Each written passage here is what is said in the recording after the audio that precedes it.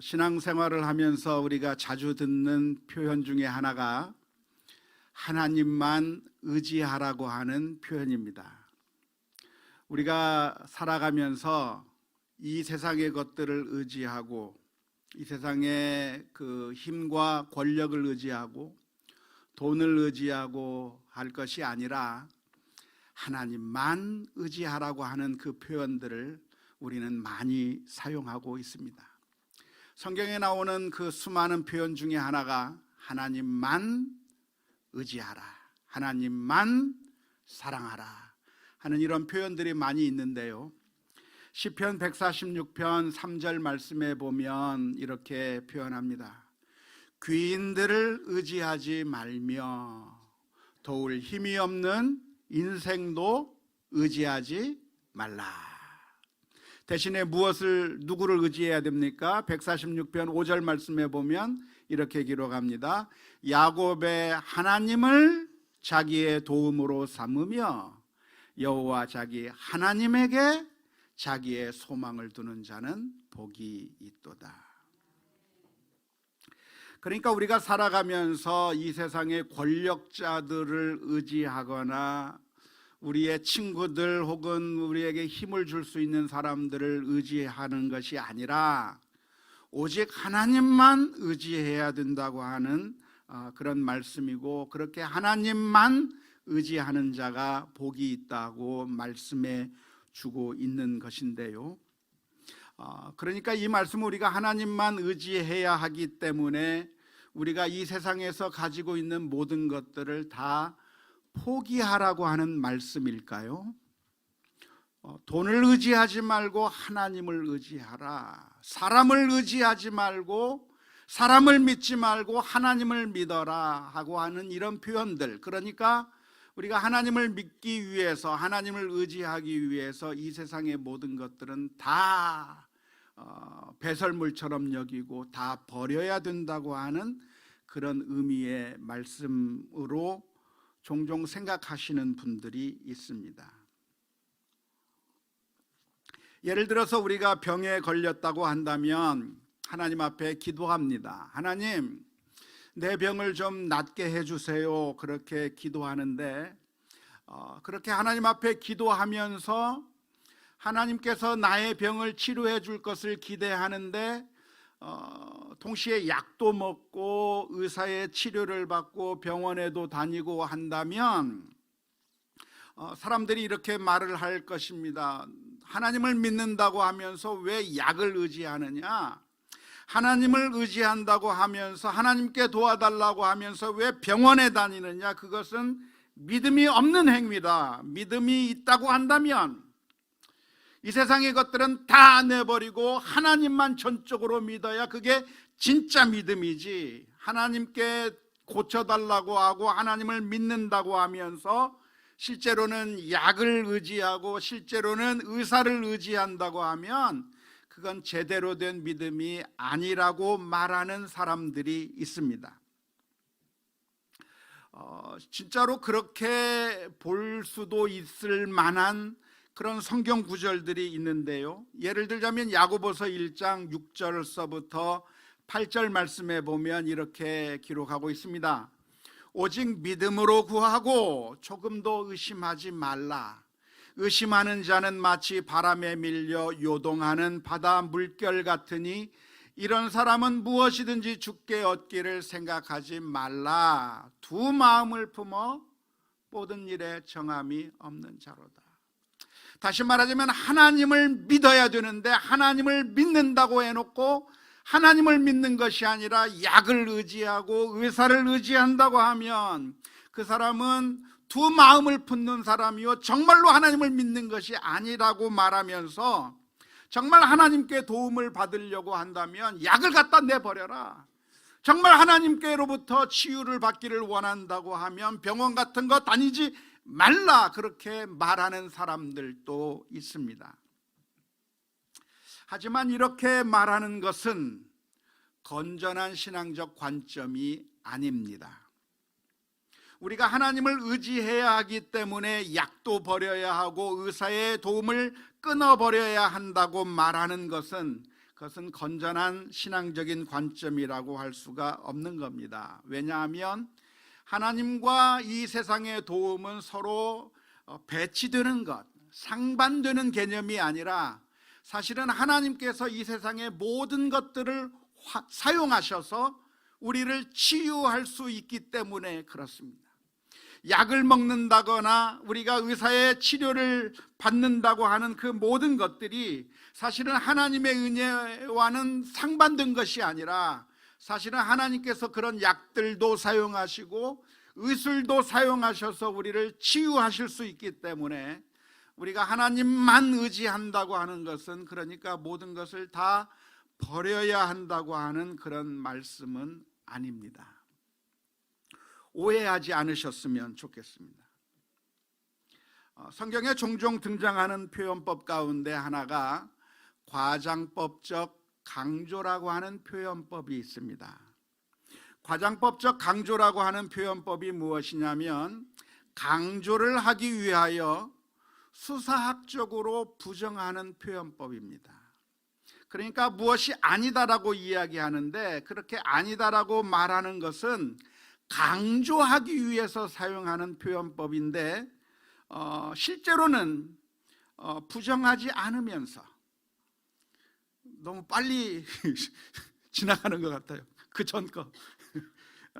실제로는 부정하지 않으면서 강조의 목적으로 부정하는 그런 표현법을 가리켜서 과장법적 강조라고 하는 표현법이라고 할 수가 있는 겁니다.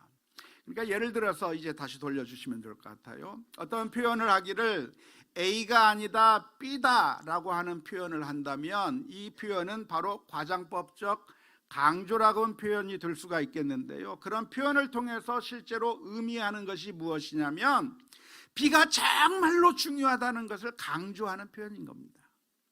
A가 아니라는 것이 아니라 A는 논외로 하고 A를 진짜로 부정하는 것이 아니라 B라고 하는 것이 정말 중요하다는 것을 강조하기 위해서 A가 아니라 B다, 이것이 아니라 저것이다라고 표현을 하는 방법이 바로 과장법적 강조라고 하는 표현법입니다. 이런 표현법이 성경에 많이 등장하고 있고 성경에서만 등장하는 것이 아니라 우리들의 실제 생활 속에서도 많이 사용하는 표현법이라고 할 수가 있겠습니다. 예를 들어서 예수님께서 무슨 말씀을 하시냐면 사람이 떡으로 사는 것이 아니라 하나님의 말씀으로 산다고 말씀해 주셨습니다. 이것은 신명기의 말씀인데요, 사람이 무엇으로 사는가? 떡으로 사는 게 아니라고 말씀하셔요. 양식으로 먹을 것으로 살아갈 수 있는 게 아니라 말씀하시면서 무슨 말씀하시냐면 사람이 사는 것은 양식 때문에 사는 것이 아니라 하나님의 말씀으로 살아가는 것이다 라고 강조하고 있는 것인데, 그러니까 이 말씀은 하나님의 말씀만 있으면 밥을 안 먹고 양식을 안 먹어도 괜찮다고 하는 그런 의미의 말씀이 아닙니다. 밥을 먹어야 합니까? 먹지 않아야 합니까? 먹어야 해요. 다 너무나도 잘 아셔요. 우리는 양식을 먹어야 삽니다. 그래야 우리의 육신이 유지가 되는 겁니다. 그런데 예수님께서 말씀하시기를 사람이 떡으로 양식으로 사는 게 아니다 라고 말씀하시는 이유가 무엇이냐면 이 양식이라고 하는 것이 우리를 살리기는 살리는데 어디까지만 살리느냐? 우리의 육체만 살릴 뿐이라는 겁니다. 양식은 아무리 먹어봤자 건강해지는 것만 해줄 수 있을 뿐이지 우리의 영혼까지 살릴 수는 없다는 것을 강조하는 말씀이고, 우리가 영혼이 살려고 한다면, 우리가 진짜로 살아가려고 한다면 양식뿐만 아니라 하나님의 말씀을 믿고 하나님의 말씀대로 살아야, 그래야 살 수 있다고 하는 것을 강조하기 위해서, 정말 하나님의 말씀이 중요하다는 것을 강조하기 위해서 하시는 말씀이 떡으로 사는 게 아니라 말씀으로 산다고 그렇게 강조하는 표현을 사용하는 겁니다. 이해가 좀 되십니까? 이런 과장법적 표현들이 성경에 많이 나오고 있고요. 우리의 실생활 가운데서 많이 사용하고 있는데 종종 우리들은 단순하게 생각해서 이런 과장법적 강조의 표현을 볼 때 문자 그대로 액면 그대로 받아들여서 아하, 떡으로 사는 게 아니라고 했으니까 밥을 안 먹어도 되겠구나 라고 결론을 내리신다고 하면 그러면 큰 문제가 생기게 되는 것입니다. 성경에서는 말을 합니다. 사람을 의지하지 말고 하나님만 의지하라. 돈을 의지하지 말고 하나님만 의지하라.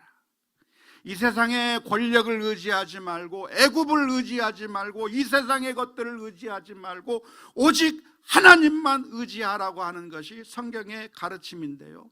이 모든 가르침들은 그러니까 이 세상에서 우리가 가지고 있는 모든 것들이 다 무의미하고 다 쓸데없고 다 갖다 내버려야 되는 것이고 우리는 그냥 믿음으로 하나님만 믿겠다고 그렇게 하나님만 사랑하고 의지하면 다 된다고 하는 것을 말씀하는 것이 아닙니다. 이 표현을 통해서 강조하고 있는 것은 정말 우리들의 인생 가운데서 중요한 것이 무엇인가? 그것은 이 세상의 것들이 아니라 사실은 하나님이 더 중요하다고 하는 것이죠. 왜냐하면 이 세상의 것들이라고 하는 것은 우리를 궁극적으로 행복하게 해주는 것이 아니기 때문에 그렇습니다. 돈이 우리를 편리하게 해줄 수는 있지만 우리들에게 완전한 행복을 줄 수가 없는 것이고 사람들이 우리들에게 필요해서 우리가 사람들을 의지하고 사람들과 대화하면서 교제하면서 살아가겠지만 그런 사람들이 내 문제를 다 해결해 줄 수 있는 것이 아니고 그리고 그 모든 것들이 우리들에게 유용하기는 하지만 한계가 있어서 진정으로 우리들의 모든 요구들을 해결시켜 주실 분은 오로지 한 분 하나님밖에 없다고 하는 사실을 강조하기 위해서 하시는 말씀이죠. 그런데 이 세상의 것들은 또 어떤 한계를 가지고 있습니까? 돈이라고 하는 것, 친구라고 하는 것, 사람들이라고 하는 것, 우리들에게 도움을 줄 줄 알고 다가갔는데 알고 보면 그 돈이 우리를 배반하고 사람이 우리를 배반하고 우리를 더 고통스럽게 만드는 그런 제한적이고 너무나도 한계가 분명한 그 이 세상의 것들에 목매어 살 것이 아니라 영원히 우리를 사랑하시고 우리를 인도하시는 그 하나님에게 우리의 궁극적인 소망을 두라고 하는 의미에서 하나님만 의지하라고 말씀하고 있는 줄로 믿습니다. 그런데 오늘 본문의 말씀을 보면 아주 신기한 이야기가 기록되어 있습니다. 기드온이라고 하는 어떤 사사가 있었는데요. 그 사사로 하여금 미디안 민족에서부터 이스라엘 민족을 구원하라고 하는 그러한 사명이 주어졌습니다. 오래간만에 우리가 사사기를 읽게 되었으니까 그 배경을 우리가 조금 생각해 본다고 하면 이스라엘 민족들이 하나님을 섬기지 않고 우상을 섬기게 될 때 하나님께서는 미디안 민족을 들어 쓰셔서 이스라엘 민족들을 심판하셨습니다. 고통 가운데 있던 그 이스라엘 민족이 하나님 앞에 울부짖기 시작했어요. 하나님 살려주세요. 그때 하나님께서 선택하셔서 이스라엘 민족을 구원하시기로 하신 사람이 바로 기드온입니다. 그래서 이 기드온을 사용하셔서 미디안 민족을 물리치겠다고 하는 것이 오늘 지금 이야기가 되어지고 있는 것인데요. 그때 기드온 사사가 하나님의 명령을 받들어서 미디안과 싸우러 나갈 때 군사들을 모았는데 그 군사들의 숫자가 몇 명이었을까요? 32,000명. 계산이 빠르신 분이 계셔요. 32,000명의 숫자가 모였습니다. 이 32,000명의 군사들을 이끌고 미디안 군대와 싸우려고 하고 있는데 이 32,000명이라고 하는 군대의 숫자가 많은 숫자인가요? 적은 숫자인가요? 많은지 적은지는 미디안 군대의 숫자와 비교해 봐야 알아요. 그런데 미디안 군대의 숫자가 몇 명이죠? 13만 5천 명이에요. 자, 3만 2천 명이 많아 보이기는 하지만 미디안 군대가 13만 5천 명이면 3만 2천 명이 많아요, 적어요? 적어요. 당연히 적어요. 몇 분의 1밖에 안 돼요? 4분의 1밖에 안 돼요. 다시 말하지만 이스라엘 군대가 3만 2천 명이면 13만 5천 명이라고 하는 숫자만 봐도 4배나 더 큰 군대와 싸워야 하는 그 상황에서 보았을 때 3만 2천 명은 결코 큰 숫자가 아닙니다. 더군다나 미디안 군대가 가지고 있는 첨단 무기들까지 계산한다고 하면 3발의 피라고 말할 수가 있을 겁니다. 아주 작은 숫자가 모인 겁니다. 그런데 하나님께서 이상한 말씀을 하시는 겁니다. 기드온아, 지금 너와 함께 있는 병사들이 너무 많으니 두려워 떠는 자들은 다 집에 돌려보내고 그렇지 않은 사람들만 남겨놓으라고 말씀을 하십니다. 그렇게 해서 돌아간 사람이 2만 2천 명이 돌아가 버리고 남아있는 군사들이 몇 명이 남았겠습니까? 10,000명이 남은 거예요. 10,000명이면 이 10,000명의 군사로 몇 배나 되는 군사와 싸워야 돼요? 13.5배나 되는 군사들과 싸워야 된단 말이에요. 여전히 부족하고 너무나도 참 말도 안 되는 그 전력의 차이인데 하나님께서 됐다 말씀하시는 것이 아니라 이번엔 한 번 더 말씀하십니다. 기드온아, 너무 많다. 아직도 너무 많으니까 이 가운데 백성들을 좀 시험을 해서 물가로 데리고 가서 물을 마시게 하는데 두 부류가 나누어지게 되면 내가 한 부류만 남기겠다고 해서 물을 마시게 합니다. 마시게 했더니 어떤 사람들은 그 물가에서 엎드려서 그 물을 막 먹는 겁니다. 그런데 어떤 사람들은 그 물을 떠서 손에서 물을 핥아서 먹는 겁니다. 그것을 보는데 몇 대 몇으로 나왔냐면 물을 핥아 먹는 사람은 300명, 그리고 엎드려서 물을 먹는 사람들이 9,700명. 몇 명을 보내면 좋겠어요? 300명만 보내면 좋겠잖아요. 그런데 우리 주님께서는 말씀하시를 9,700명은 다시 돌려보내고 300명만 남겨놓으라요. 300명. 왜 300명만 남겼을까요? 그 사람들이 훨씬 더 싸움을 더 잘해서 남겼을까요? 그 사람들이 훨씬 더 전투하기에 좋은 사람들이기 때문에 남겼을까요? 그렇게 생각할 수도 있겠지만 하나님께서 자꾸만 줄이시는 이유를 우리가 본다고 하면 하나님께서는 누가 더 자격이 있는가를 보시기보다는 숫자를 줄이는 데 더 관심이 많으신 것 같아요. 사사기 7장 2절 말씀에서 이렇게 표현하고 있습니다. 여호와께서 기드온에게 이르시되 너를 따르는 백성이 너무 많은즉 내가 그들의 손에서 미디안 사람을 넘겨주지 아니하리니 이는 이스라엘이 나를 거슬러 스스로 말하기를 내 손이 나를 구원하였다 할까 함이니라. 하나님께서 하시는 말씀이 뭐냐면 이스라엘 민족이 전쟁에서 승리한 다음에 내가 잘나서 전쟁에서 이겼다. 얼마나 내가 잘 싸웠는 줄 알아? 내가 이쪽으로 찌르고 저쪽으로 찌르고 한꺼번에 막 그 무술 영화 보면 막 이렇게 하지 않습니까? 그렇게 해서 싸워서 이겼다고 하는 것을 자랑할까 봐, 내가 해냈다고 하는 것을 자랑할까 봐 하나님께서는 줄여서 우리가 한 것은 아무것도 없는데 하나님께서 승리하게 해주셨다. 우리가 한 것은 정말 아무것도 없는데 하나님께서 승리하게 해주셨다고 하는 사실을 고백할 수 있게 하기 위해서 하나님께서 숫자를 줄여주셨다고 하는 겁니다. 맨 처음에 말씀드린 것처럼 하나님만 의지한다고 하는 것은 사실상 모든 것을 다 버려야 되는 것은 아닙니다. 우리가 신앙생활 하는데 하나님만 의지해야 되기 때문에 다 버려야 할 것도 아닙니다. 하지만 하나님께서는 때에 따라서 저와 여러분들의 삶 가운데 질문을 던지실 때가 있습니다. 너 정말 나를 믿고 있느냐? 너 정말 나를 의지하고 있느냐라고 하는 사실을 하나님께서 물으실 때가 있고, 그렇게 물으실 때는 우리가 이 세상의 것이 아니라 정말 하나님만 의지한다고 하는 그런 믿음의 고백이 저와 여러분들의 입 가운데서 나와야 될 줄로 믿습니다. 성경에 보면 어느 날 하나님께서 아브라함에게 말씀하셨어요. 너는 내 본토 친척 아버지의 집을 떠나라 말씀하십니다. 신앙생활 하는데 꼭 집을 떠나야 될 이유가 있나요, 없나요? 없어요. 집에서 신앙생활 해도 돼요.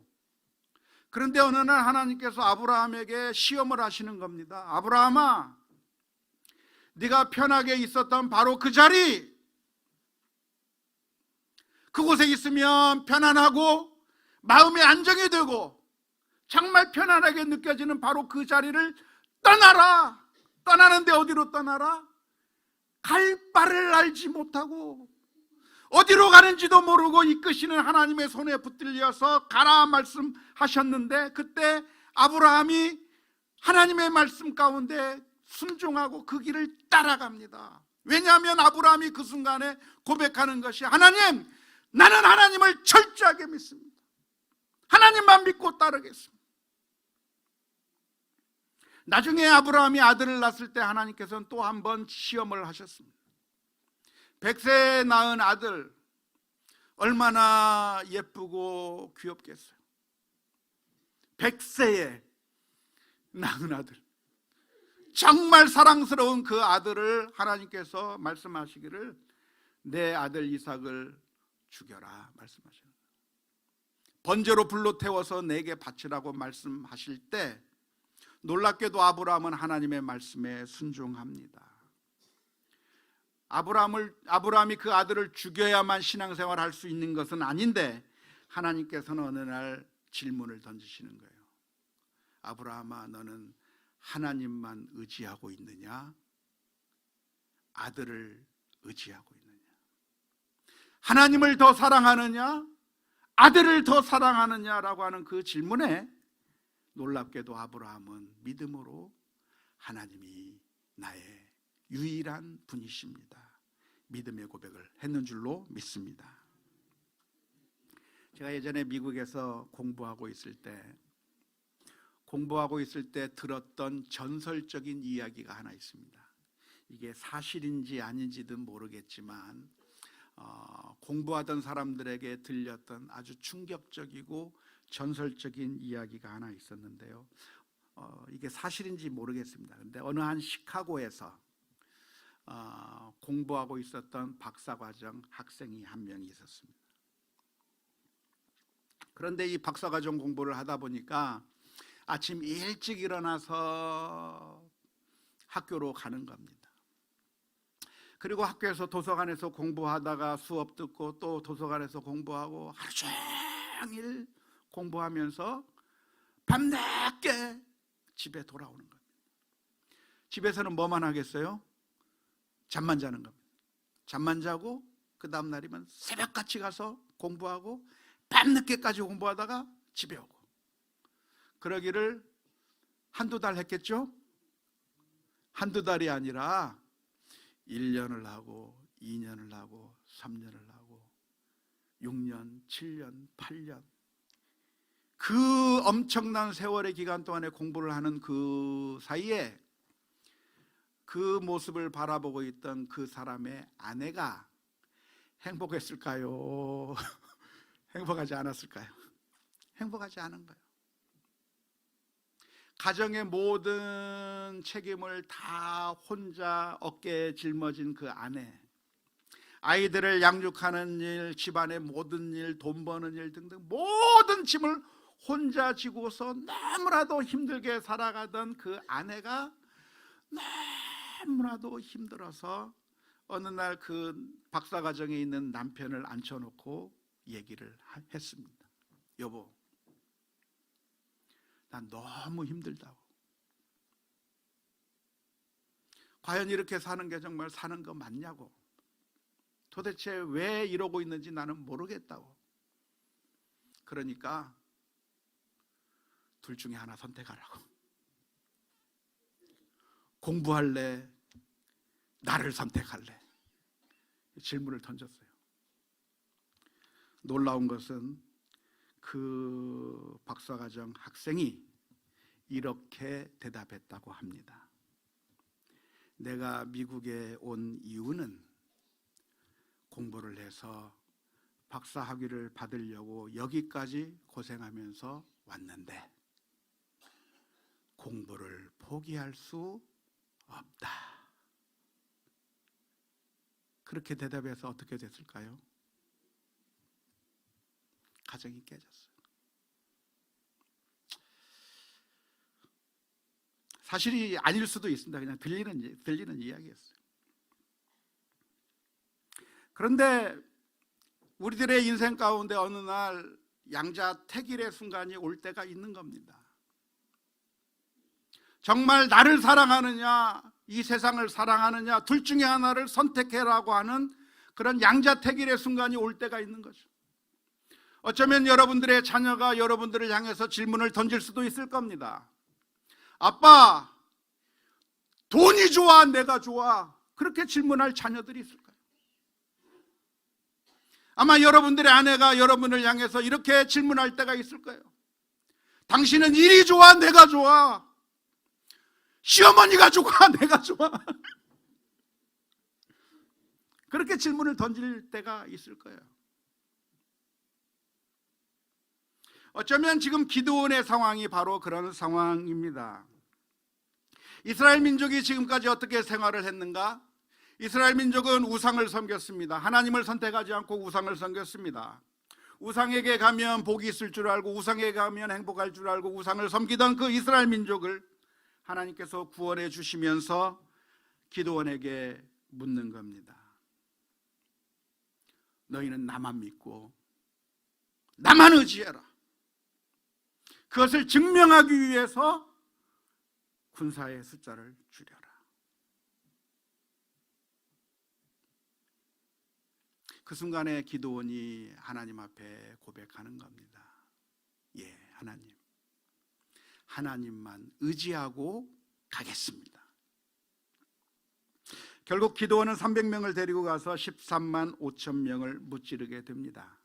450배, 숫자로만 따져도 450배나 많은 군사들을 무찌르게 되었고, 더군다나 최첨단 무기까지 계산한다고 하면 정말 말도 안 되는 싸움인데 하나님께서 승리하게 하셔서 승리하는 엄청난 기적을 체험하게 된 것입니다.